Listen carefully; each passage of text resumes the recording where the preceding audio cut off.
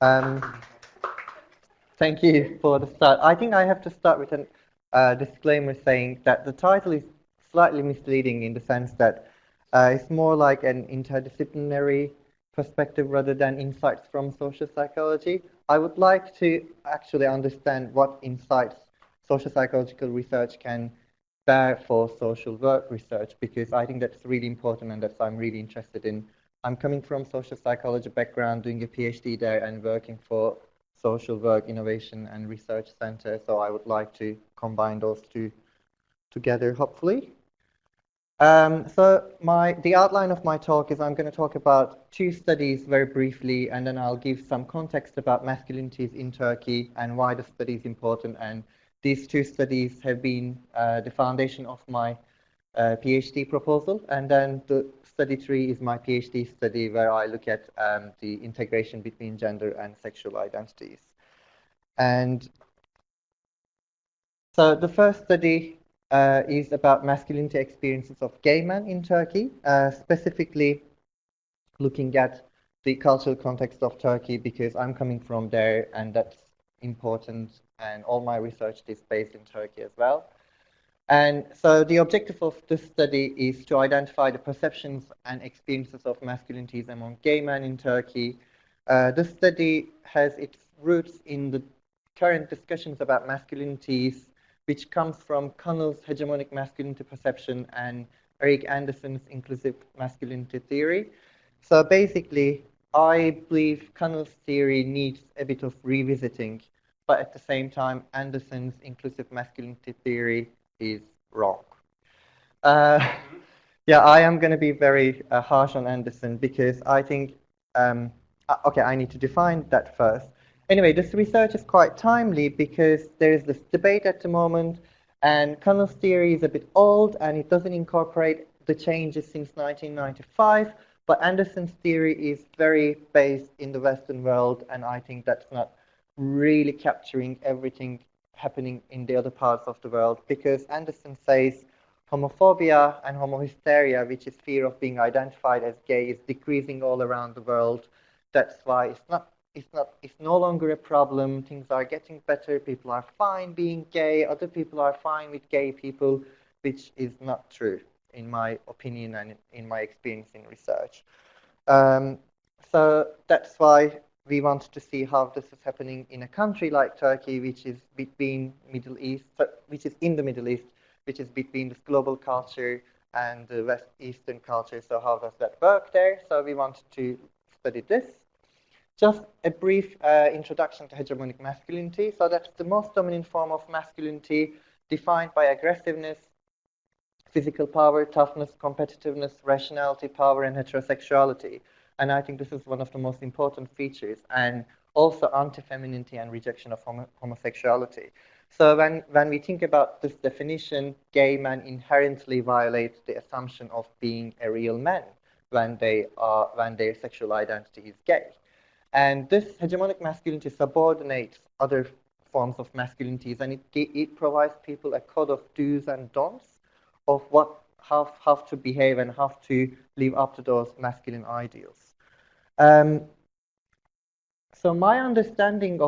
this is my understanding of Connell is this. So hegemonic masculinity is the most important and most dominant form, and then there is this complicit masculinity, marginalized masculinity, and subordinate masculinity, which they lose importance as compared to hegemonic masculinity. But I think Connell could be revisited in today's world in the sense that maybe hegemonic masculinity is not subordinating all the other masculinities, and maybe other masculinities can have positive connotations as well, because masculinities are plural, they are not fixed, and they might change depending on time and context, as is gender, and they are constructed in a dynamic dialectic relationship. So my understanding of Connell could be something like this. Hegemonic masculinity is still very important and it's big, but the other masculinities can somehow interact with hegemonic masculinity. But also I would like to add something more to this definition. Maybe there might be an alternative masculinity which doesn't have all those negative connotations. So complicit masculinity, marginalized masculinity, and subordinate masculinity are different type of masculinities which are kind of and which are different than hegemonic masculinity, but hegemonic masculinity is really powerful, so those masculinities are associated with negative connotations. But maybe there is something else which we can call alternative masculinity, which might have some positive connotations. So that was our starting point in our research. So a brief list of studies in Turkey about masculinities. So there have been some studies on male homosexuality, but not specifically focusing on masculinity. There has been some studies on power relations, masculinity with heterosexual participants, Rand Boy's masculinity, social construction and development of masculinity, and some masculinity of military experience, so how people experience their masculinities in the army in Turkey, which is compulsory military service. And also there is a line of research that we continue to do, which is women's experience of masculinities, which is also very important because women think that masculinity is really important in society and that limits and restricts most of their behavior. But when we talk about the construction of masculinities, they actually think that the society is responsible from that construction. So society is kind of like an abstract idea which determines things, but women don't think that they're actively contributing to that construction. So this is a study that we are still working on the paper at the moment. Giving a bit of context, so there are a lot of anti-gay attitudes in Turkey, especially this is really important thinking about Eric Anderson's point of view, because as he's saying, homohysteria and homophobia is decreasing all around the world. So there are studies from Turkey looking at explicit anti-gay attitudes towards gays and lesbians, and we replicated these studies by also incorporating implicit measures, and after almost more than a decade, the negative attitudes still hold in Turkey.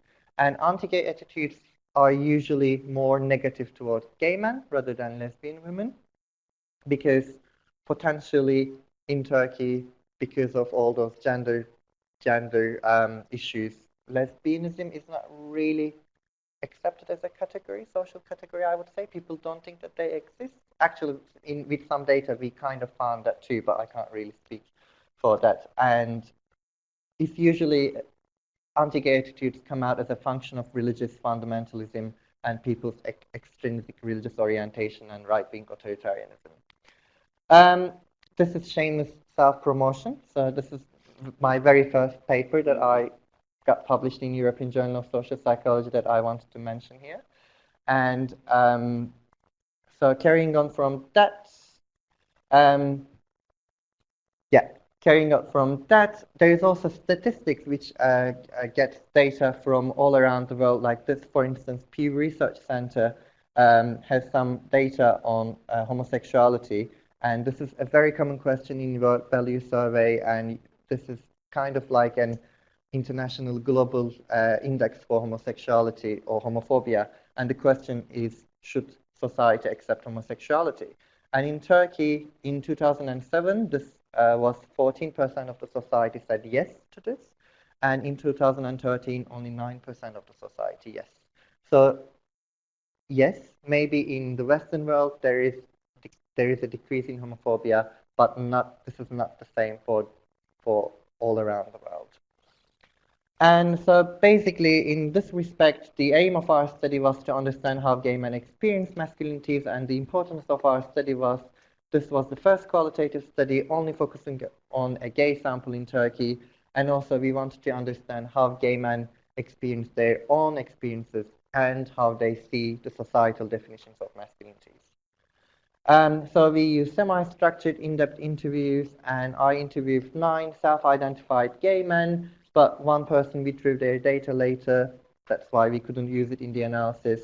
And we did the recruitment through casual networks and friends, and also we used an application called Grindr, which is a location-based application for dating gay and bisexual men, which I'm going to talk about it briefly because I think it's really important, especially for countries like Turkey. Gay and bisexual people are hidden communities, so it's really hard to get to those people. If you go to a community center and collect your data, you're going to have a very biased data because those people are kind of happy with their identity or they do something with their identity. That's why they get engaged with those community centers. And we used interpretative phenomenological analysis, IPA, for the analysis, for the study. We can go to the next slide. Yeah, so this is Grindr, and usually people use this for dating or finding casual sex, but we used it for research. So we created a researcher profile saying that, hi, I'm a researcher, I'm doing a research in Turkey. So we have ethics approval for the study, so we want to meet you and we want to have an interview for a while. And we got responses from people. Sometimes they were nasty responses, they wanted to have sex with us, but then we kind of persuaded them that we actually were real researchers and we wanted to do the study, which paid off because I talked to a lot of people whom I would never be able to talk to. This really increased the diversity in our study. So I wrote a paper on that by benefiting from that, and it's in revision at the moment.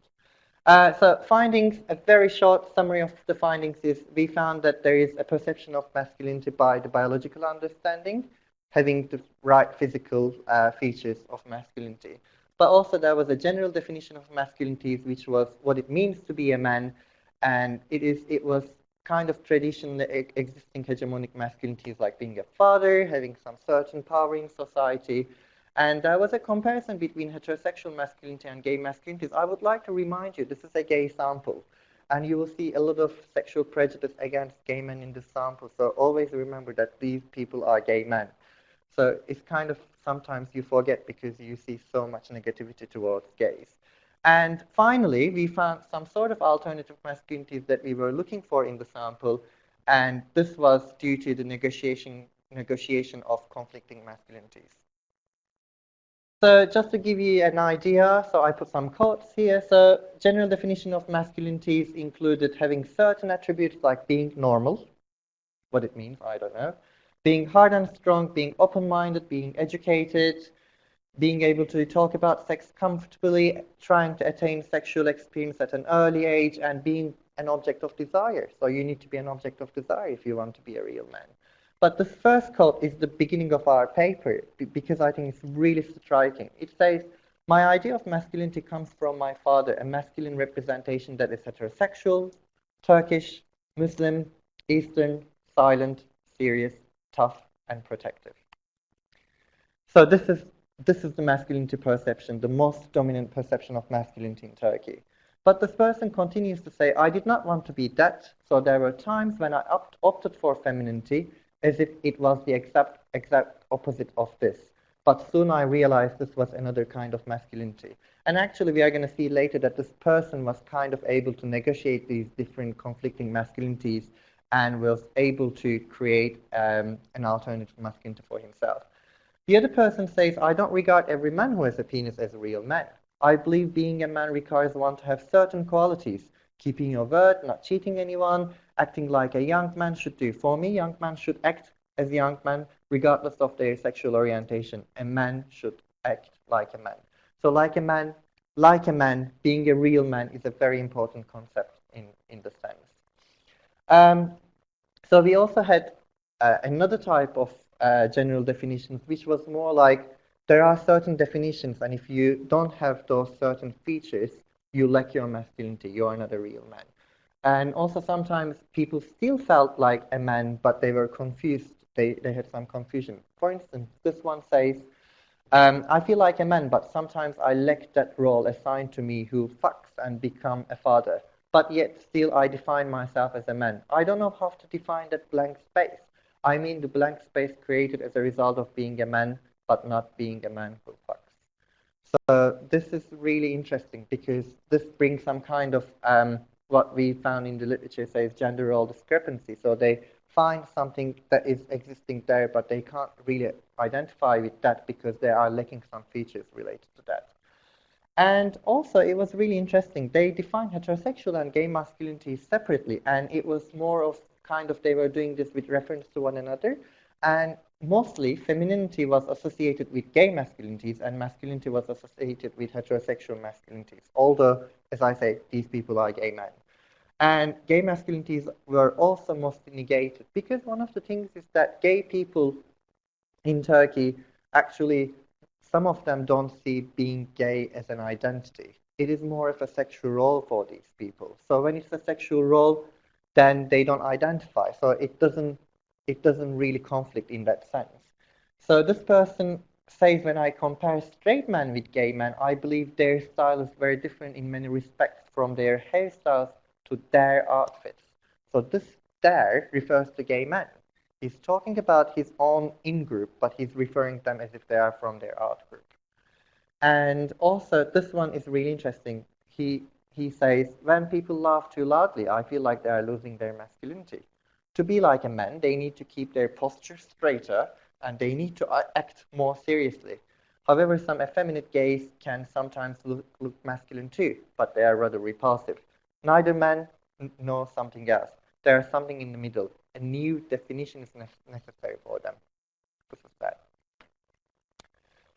But there was also, as I said, there was a tendency for alternative masculinities, and in the literature, the idea that people cannot endorse hegemonic masculinities might give different responses. So some people accept hegemonic masculinity by completely rejecting feminine behavior and endorsing masculine behavior.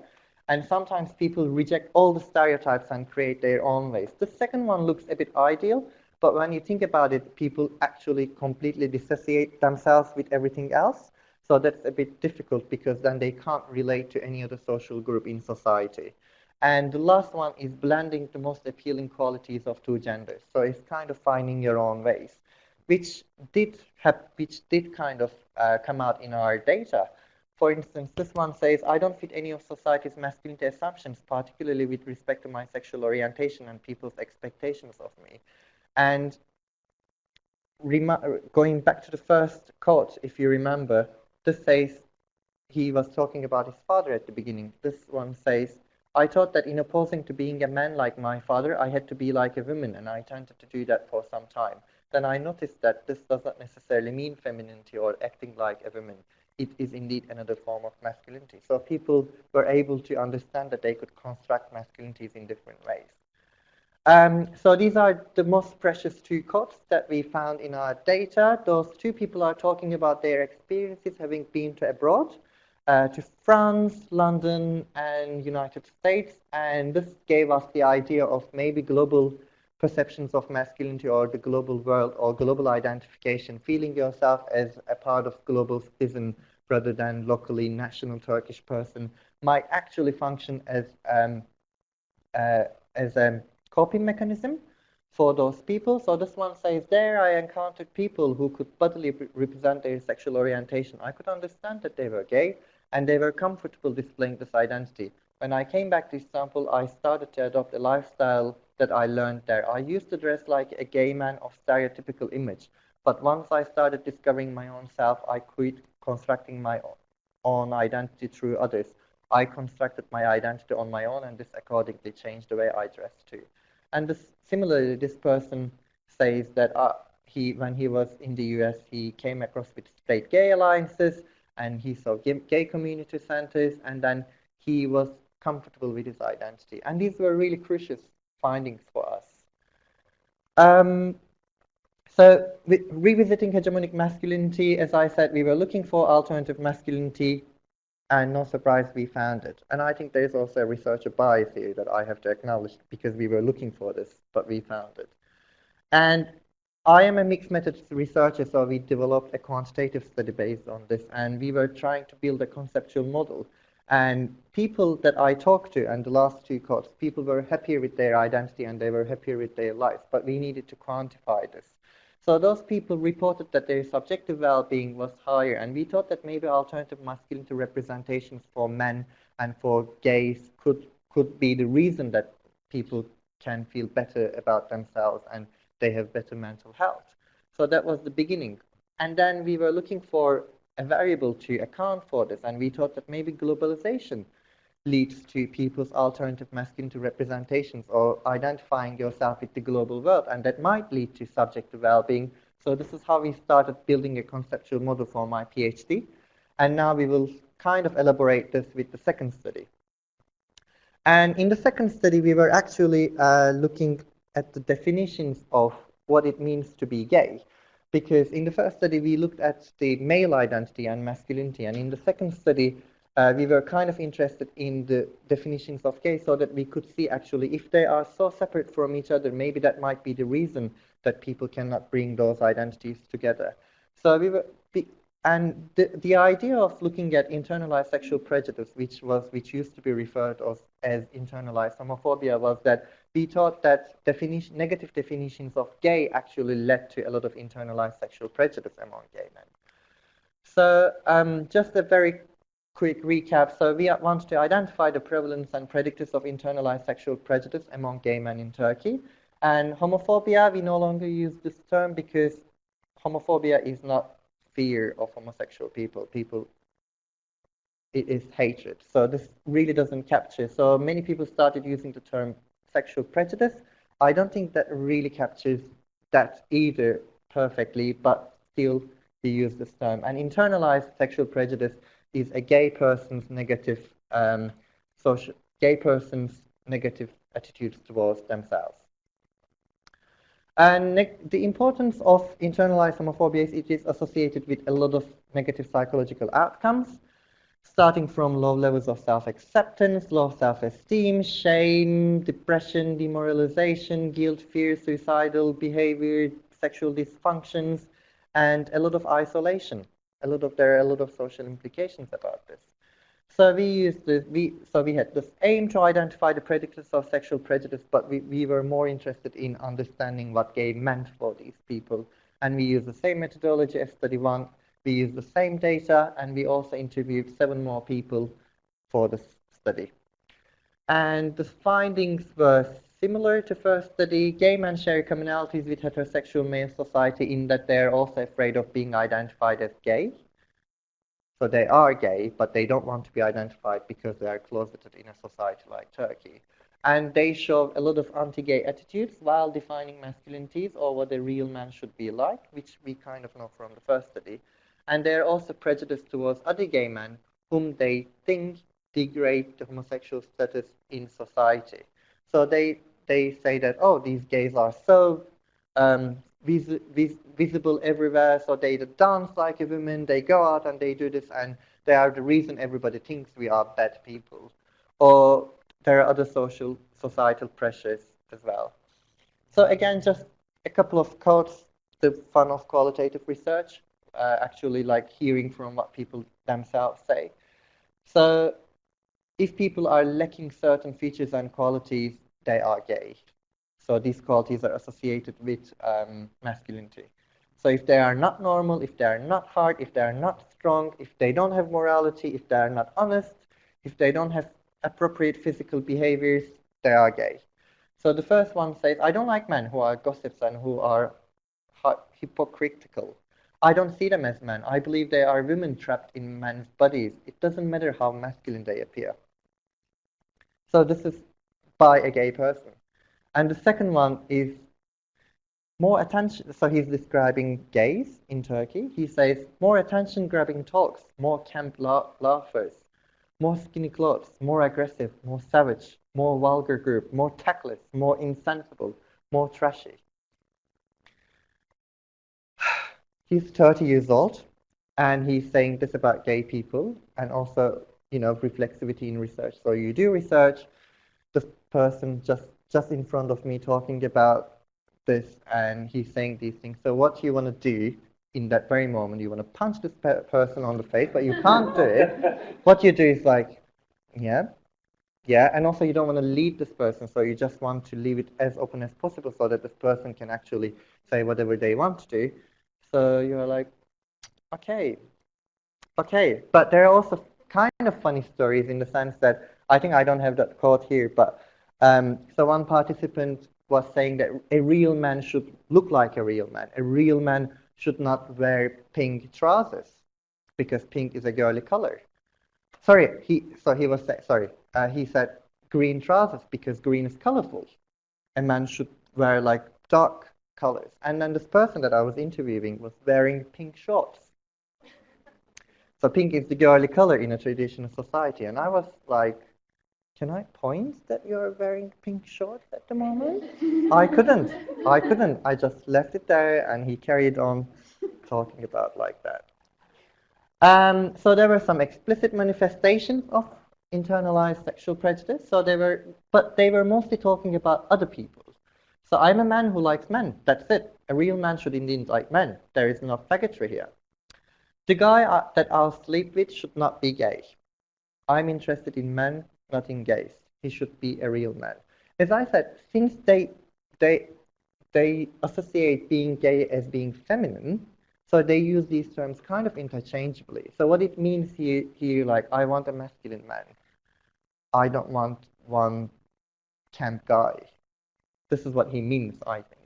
And again, if they're bottom or feminine, bottom is a sexual position, I don't call them gay. They're a different species. And this one talks about he goes to the clubs and he looks around to find himself a casual sexual partner, and he says, there are some really hot guys. If they look gay, full stop. So he says he's not interested in anymore. And he's looking at gay people. So one of the important things here was, as I said, gay means feminine and gay means not masculine.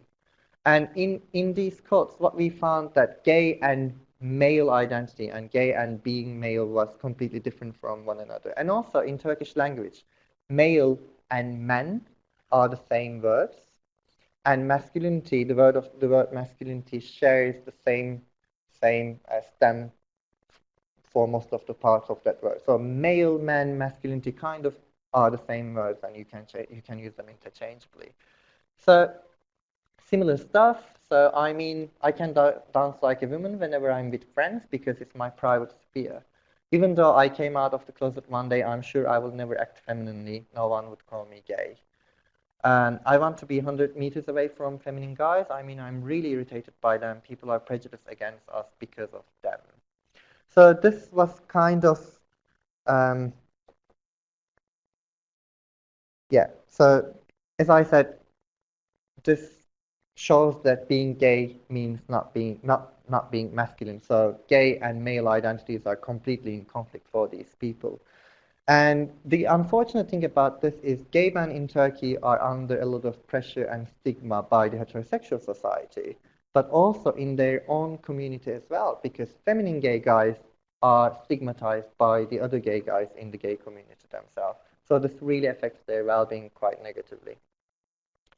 So they tended to distance themselves from the stereotypical gay image in society. So this is kind of explained by subjective group dynamics theory in psychology, which is like when you find a weaker group than yourself, you just blame them and then you just kind of stigmatize them, and that makes you happier.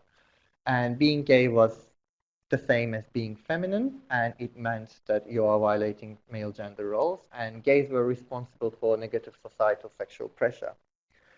So from this, I came up with this idea, which is quite obvious, that sexual and gender identities are actually in conflict with one another, and they are not incompatible.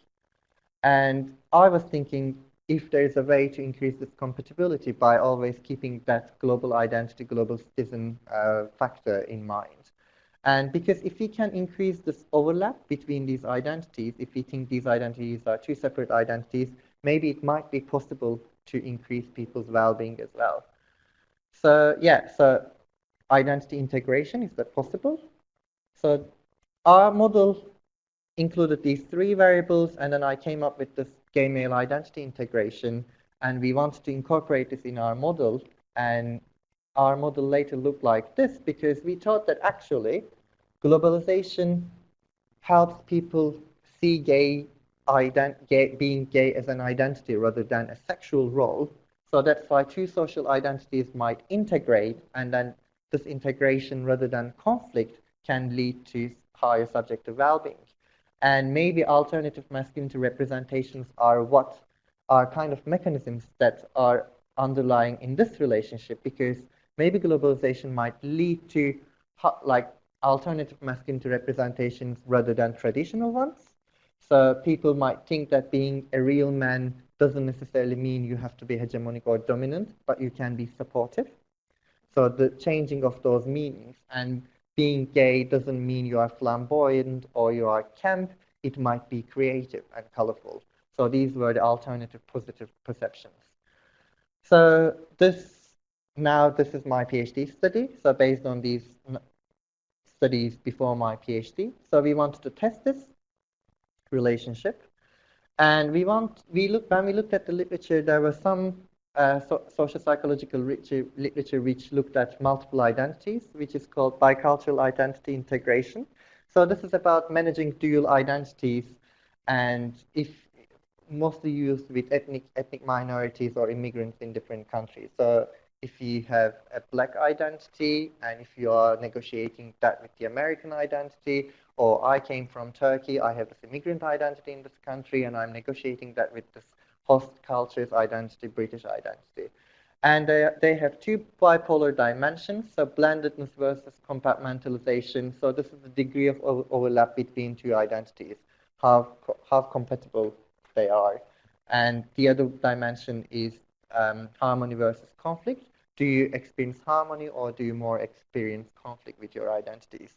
And as I said, this framework is flexible to apply to other identities, which we did in our study. So we use sexual and gender identities by replacing immigrant and host culture identities. So when we have multiple identities, they intersect, and one response could be harmony. So they might function harmoniously. So in this example, being male and being Turk might function harmoniously, if you remember the very first quotation from the participant. But when you have gay identity, that may not be harmonious. So that might be incompatible. So gay is incompatible with being male. Gay is incompatible with being a Turkish person in the context of Turkey. So harmony or versus incompatibility. And when there is incompatibility between two social identities, this leads to an identity threat. And when identities are under threat, people seek ways to maintain their sense of identity, because people can't live with their identities under threat. They want to find different ways of negotiating this threat.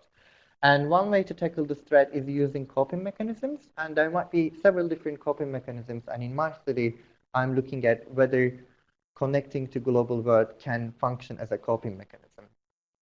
And so this rationale comes from the first study. So globalization might provide an opportunity for the escape from traditional masculine ideology and open the path for construction of alternative masculinities, which might mean that actually we can integrate gay and male identities. And globalization is important because it provides intercultural contact. And when there is intercultural contact, people become aware of different and novel contexts that they were not aware before. So when you live in a very local, small place in Turkey, you may not be able to find out that being gay is not only a sexual position, but also is an identity. You can be comfortable with your gay identity. But when you have this global connection, that might help you to see different contexts where this exists in a different way. And also, I really like this article. It appeared in American Sociological Review, I think. And when people are allowed to make their own choices about their own values, love and work, the likelihood may be enhanced that they will find a psychological rewarding match between their choices and their individual desires. They can't give up their sexual identity. So that's why they're actually seeking for different and new contexts, which is going to reward their identities. And so in this example, globalization might be perceived as a facilitating context for gay male identities integration. I'm saying this because homosexuality is being increasingly accepted in the Western world. This doesn't go in conflict with what I said at the very beginning, because in the Western world, yes, that's happening, but not in the other parts of the world.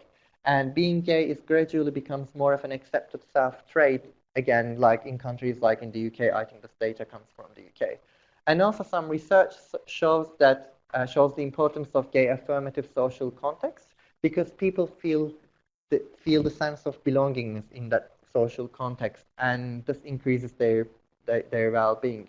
So in this study, we wanted to see if people identify with the global world, might function as a gay affirmative social context for their gay male identities. So yeah, so this study is quantitative study. We quantified our findings from the previous studies, and we used a sample of 219 participants from Turkey. So I was sitting in my office and recruiting these people in my office, luckily by using the application that I showed and using gay dating websites and contacting people. And also we used other forms of recruitment methods as well. And yeah, so we ask people how closeted they are or how open they are, and I think this is a really important demographic here because on a 7-point scale from 1 to 7, 7 is completely open, 1 is completely closeted. The average openness was 2.4. So these people are actually not open to many people in their environment, and they were most open to friends and siblings in the family, and they were least open at work. And we use different measures for our variables, and we use single item identification measures which measured identification with the Turkish identity and with the global identity, and we use some trait ratings for male and gay identities to measure the alternative masculinity representations. So for instance, we asked people to rate these for males and for gays, the question was like, how typical do you think this describes males or gays? So for instance, dominant, protective, manly, promiscuous, traditional were the traditional ones for males. Alternative ones were supportive, empathetic, responsible, egalitarian, and independent. And we expected that alternative masculinity perceptions would be higher for people who identify themselves with global schism identity rather than Turkish identity. And similar was for gays. And we use another measure called gay male compatibility circles. So this is actually adapted from inclusion of the other in the self scale, which normally looks at is used in cross-culture research.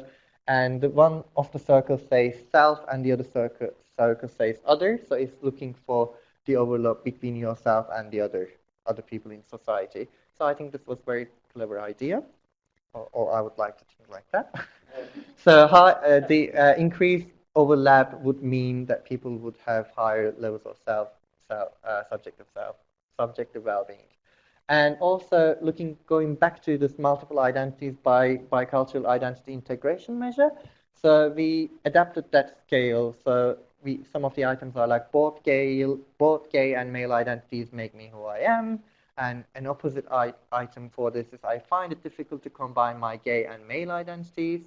And harmony item is my gay and male identities are compatible. A conflict item is I feel torn between gay and male identities.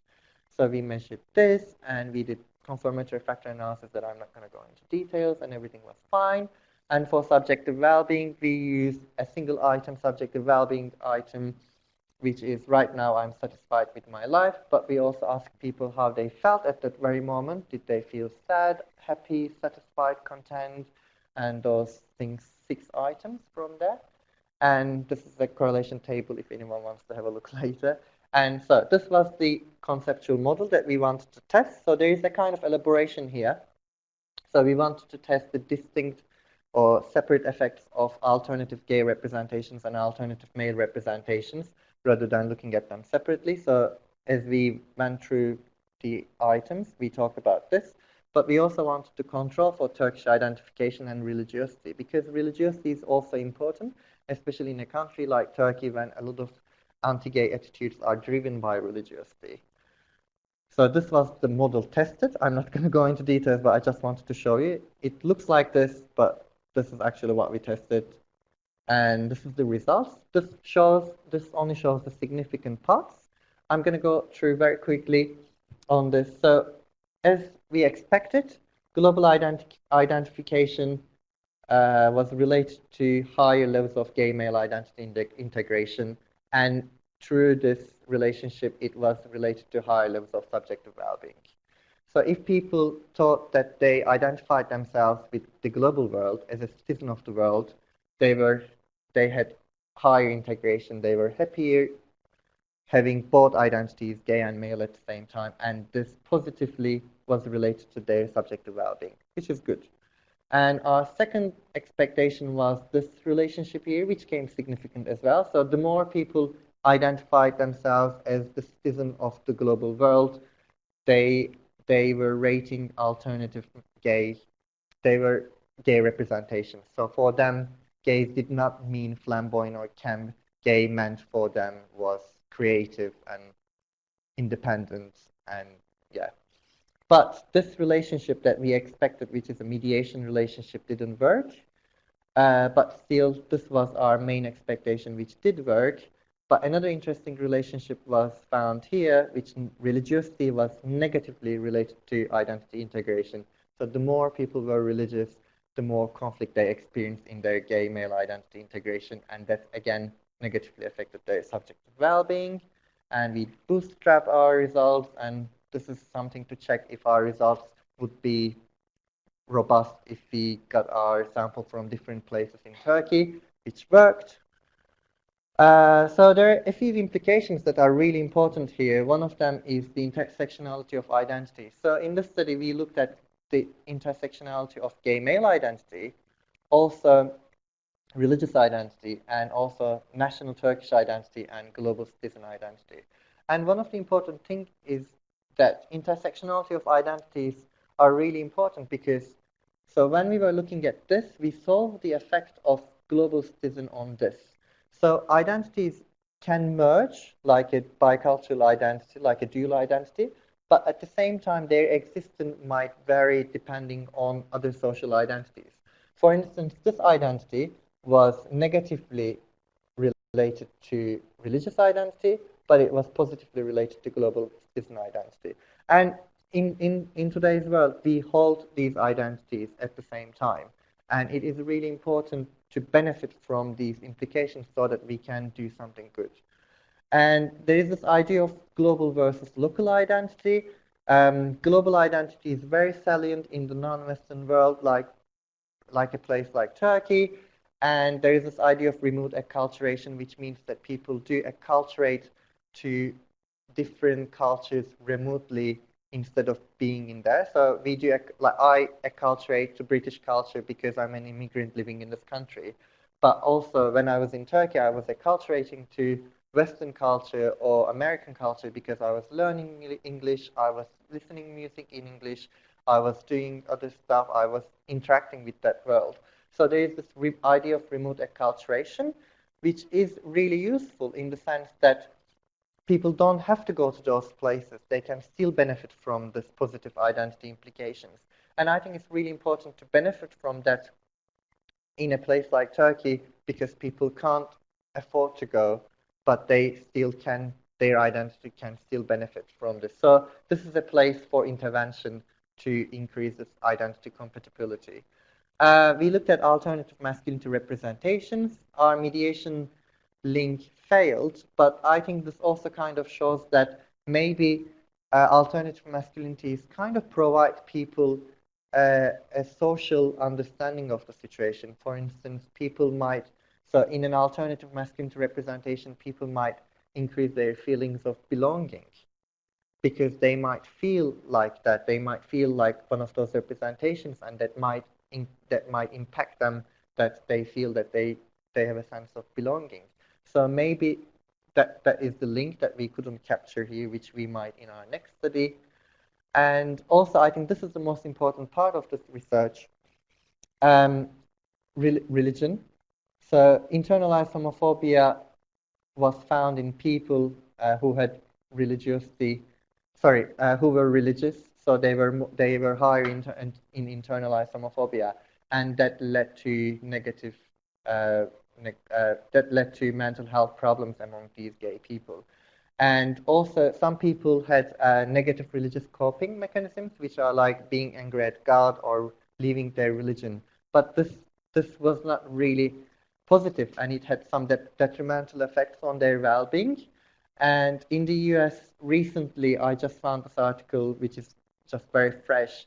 There is a call for sensitivity for religious and spiritual needs in social services, because so, some people do have these religious and spiritual needs, and we can't actually ignore these needs when we deal with these people. As I said, negative religious coping didn't work for them. You can't say that your religion is in conflict with your sexual identity. That's why give up your sexual identity or give up your religious identity, because it just doesn't work. So there is a need for sensitivity. And also we use a single item measure for religiosity. Maybe we should elaborate this in our next study to see which aspects of religion are in conflict. This is my last slide. And so the implications here are more local. And I think when there is a connection with the global world, there is increased well-being. But at the same time, there might be a tension between the local and the global, which we were talking about it here 2 weeks ago in our launch event. Because the more people feel global and away from the local, but still live in the local, that discrepancy, what is going to happen with that discrepancy? So they will feel more far away from their local culture, but they will feel more global. But how they are going to manage this, because they will continue to live in the local culture. So there are some tensions. We need to be careful. But global positive gay images can be more effective. Like they could be used in Turkey. For instance, we advertised our study in one of the gay magazines in Turkey. So that gay magazine might provide global positive gay images so that people can actually identify themselves with. And we need gay affirmative social spaces where gay people can actually express themselves freely, and we need to incorporate the religious and spiritual needs in Turkey, which is not happening at the moment. So I have questions for social work people here, because I'm coming from social psychology background, and I think I would like my research to inform social policy. I think that is not going to happen in Turkey soon, because we have a very conservative religious government, but also they don't benefit from research. So that's why research is not going to inform their social policy making at any point. But I would like to know what is interesting about this research from a social work perspective that I can incorporate in my next study that could be useful. And these are some questions, and these are acknowledgements, my supervisor and all the other amazing people who collaborated with me. And my funding comes from the center that I'm a GTRA for, and from School of Psychology. And thanks for coming here, and thank you for being with us, remote participants. Lovely, thank you. I just want to say I'm very sorry, Yasin, I missed to ask you. Oh, sorry. Hello, it's Elaine Charland here. Yasin, I'm sorry I didn't get away from a meeting in time, and I'm also sorry I have another one at 6:15. So I find that last question of yours, we were just beginning to discuss it, a truly fascinating one. I found some of the data that you presented, I mean, the rich data about people's internalization of kind of homophobic ideas and sort of concepts of sort of self and other, very fascinating. Do you, I don't know whether you theorized at all, we were talking about this as well, whether you, or how you theorized that dynamic, if you like, of internalization. Because the question about how can we, incorporate a consideration of religion and spirituality in working with gay people in concept means somehow or other having a particular kind of understanding of what the, if you like, sort of internal as well as sort of social process is that's going on to get beneath it, doesn't it? So you may have talked about this already. I was just wondering about what ideas you use to think about how one might understand and maybe break into that dynamic. Yeah, I think there are a couple of things to say about this. One of the first thing is that when the identities go into conflict immediately, the first tendency is to give up the identity that you can easily give up. So for some people who can no longer deny their sexual identity, they immediately give up their religious identity. But there is some data which says that the giving up religion doesn't really help to cope with that conflict. So that's really difficult. But going back to how the internalization happens is, I think that's twofold, because until I collected this data, my idea of internal homophobia or internalized homophobia would be more like having the problem towards the self. But in this data set, I don't know if you were able to catch the phrases. It was more about other gays. Like, I think that's kind of like a cultural thing maybe in Turkey, as I said, also subjective group dynamics theory, that they needed someone to blame, they needed someone to put the shame on, and it was more of the other people. Maybe I didn't talk more on the self aspect of it, and people kind of found ways to negotiate in their own terms, in the way that some people were like saying, yeah, I think what I do is not religiously good, but I'm not doing anything bad, so I'm going to Friday prayers and I do my prayers on Fridays, but that's fine. But I think their internalization process was more focusing on the other gays, so that's why they didn't think about their self. But I found these people at some points in their life, but maybe in 2 years' time, if I talk to them, that internalization more could be more towards the self, if that makes any sense. Yeah. Any more questions from here? Okay, just to follow up, I mean, the thing about social work, and I guess the thing about social psychology is that it focuses on the social, and so one then thinks about, well, what constitutes the social as a medium for identification, problematic identification, resolutions of the things you're talking about. So I was kind of looking for how you dealt with social and trying to find a way in which your, I think, individual person-centered starting concept, which was perception. Mm-hmm. So it comes from experience and perception. And then your very broadly cast notions of globalization, global citizenship and stuff. And so the bit that was missing for me in it were social constructs. At one point you mentioned social spaces, and I was talk about social spaces a bit more. So one social space is the family, another one is the school, another one. There are social spaces in which people live and interact directly. More, and I wondered about that aspect of it, whether you explored any part of the way in which a self is, an identity is constructed through social relations which are immediate. I wanted to know how important it was, what kind of mother and father, assuming it is a mother and father generally, your respondents had, and how much that mattered, how much the respondent's father's identity mattered. I think I'm going to write that down, question, because I think we kind of have data looking at that, because we ask people to talk about their family and social environment. So actually the semi-structured interview started like, what is masculinity for you? What kind of man have you seen in your life from childhood onwards? So they were talking about very different social environments that they were able to see different types of men. And I think that kind of addresses your question in that sense. I think we didn't really incorporate the social aspect in our study much in the sense that you're asking, because there was so much experience and definition that we wanted to put forward first.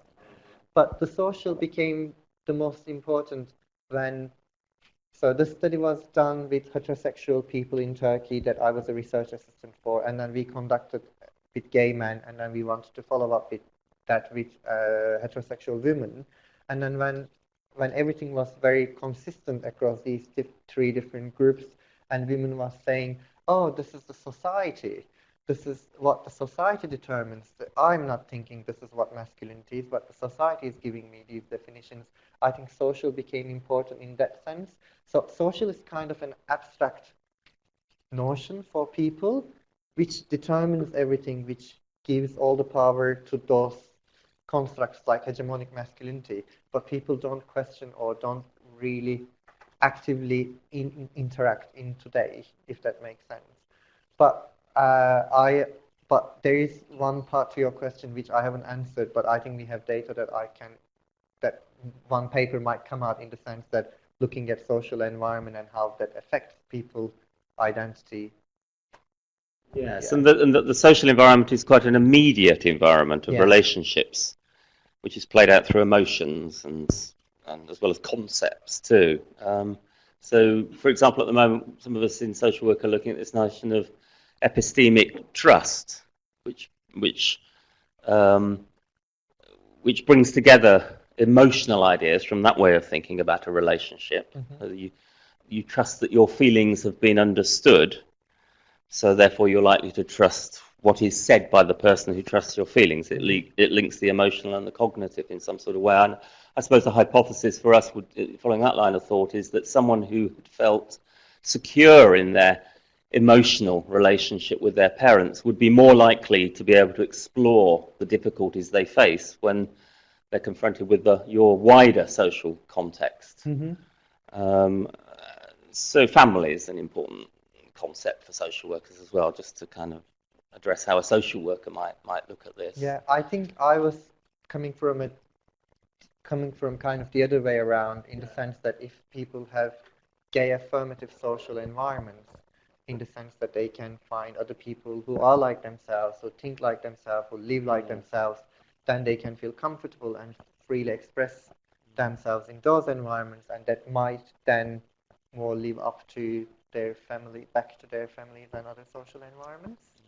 Because I think, in a way, as I said, we also had a quantitative measure of how open you are to your family, and it was really, really low. Looking at that, probably that's one of the most difficult ones in Turkey, that people can't be open to their families. So maybe going from a different route to back to the family might work through another social space, as you mentioned. Yeah. Heather, what have we got here?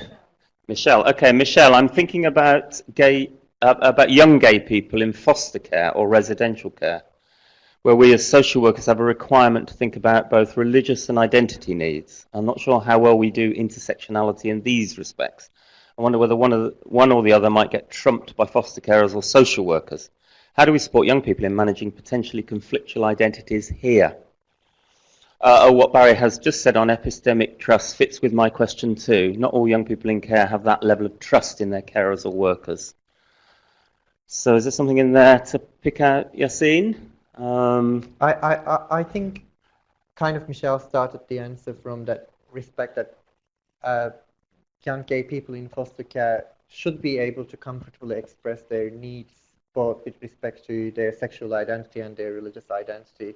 And if they can't express their needs, then the social carers will not know their needs. So then they will experience the conflict. So creating the positive environment. But I think I was talking to Russell about this, is that religion is like losing importance in the Western world, in most of the Western world. So people don't think about it anymore, not in a pejorative way, but they don't really incorporate it in things anymore. But some people have religious and spiritual needs that they want that to be experienced as well. So maybe we should not forget things, and we should be able to revisit them as well, I think. Any other questions or reflections? Yes. I think the presentation was really good. Thank you. And I come from ideas. So as you were talking, I was looking at the development perspective of things. And I was glad that you were talking of gay, some of the gay people would look at others as other gay people as feminist, or use of the word feminism. But my question to you is on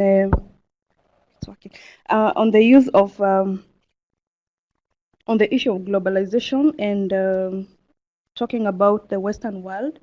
Do you think like your study would be useful in the development sector? Do you think it's related? In the sense that, like, as I said, I think in a developing country like Turkey, which is not a westernized country, or which doesn't really determine what is happening in the global world, we are benefiting from globalization. We are in Turkey, we are in the receiving end of globalization. And globalization has many positive aspects as well as negative ones. But in my first study, the very positive aspect of global world where gay people can express themselves as gays, as identities, were salient.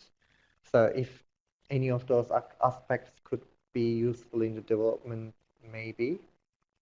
But I think the definition of the globalization also changes depending on where you look at it from, if that makes sense.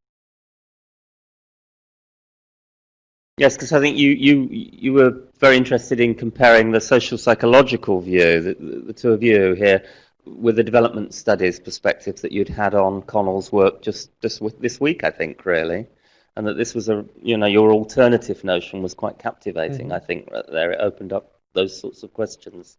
So there may be some overlap there between that world too, the development, the way that these notions are thought about there. I think we may be now moving towards a conclusion, if anyone's got anything else to say. So, assuming you're not going to press all of those questions on us now and allow us in social work a little bit longer to deal with them, because I mean, I've got an answer to all of them, obviously, but not this evening. But we'll have a go at those, and they're very productive questions for us. I think these are the questions that I would like to learn from a social work perspective that I can incorporate in my studies. Also, Barry is pushing me to use social work in my next article. Yes. Well, I think we might be able to get there on that one. So what we'll do is we'll put those round the centre and we'll generate on the basis of this excellent talk a discussion about those matters and others. So thank you very much indeed, Yasin. That was a very rich presentation. Thank you.